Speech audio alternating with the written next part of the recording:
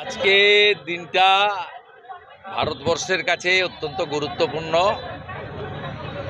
বিস্ময় বালক, অকুত ভয় চিত্ত, দেশপ্রেমের প্রতি যিনি আত্মোৎসর্গ করেছিলেন ক্ষুদিরাম বসু, তার 1908-এর আজকের দিনে 11ই আগস্টে তাকে তদানীন্তন ব্রিটিশ অত্যাচারী ব্রিটিশ শক্তি তাকে ফাঁসির মঞ্চে ঝুলিয়েছিল।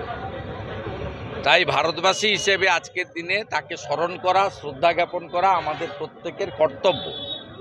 আর বিশেষ করে আমরা অবিভক্ত মেদিনীপুর যাদের নামে পরিচিত হই তাদের মধ্যে ক্ষুদিরাম বসু অন্যতম।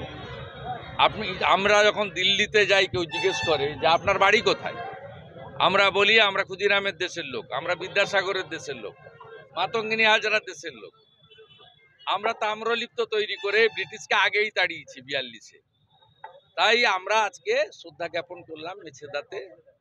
আমার সঙ্গে সাথী বিধায়িকা তাপসী মণ্ডল সহ এলাকার পঞ্চায়েত বিশিষ্ট মানুষরা ছিলেন। সবাই মিলে আমরা শ্রদ্ধা জ্ঞাপন করলাম এবং তার মত, তার পথ, তার আদর্শ এবং তিনি যেভাবে অন্যায়ের বিরুদ্ধে লড়েছেন, সাহস নিয়ে, হাতে গীতা নিয়ে, সে কাজ আমরা করব।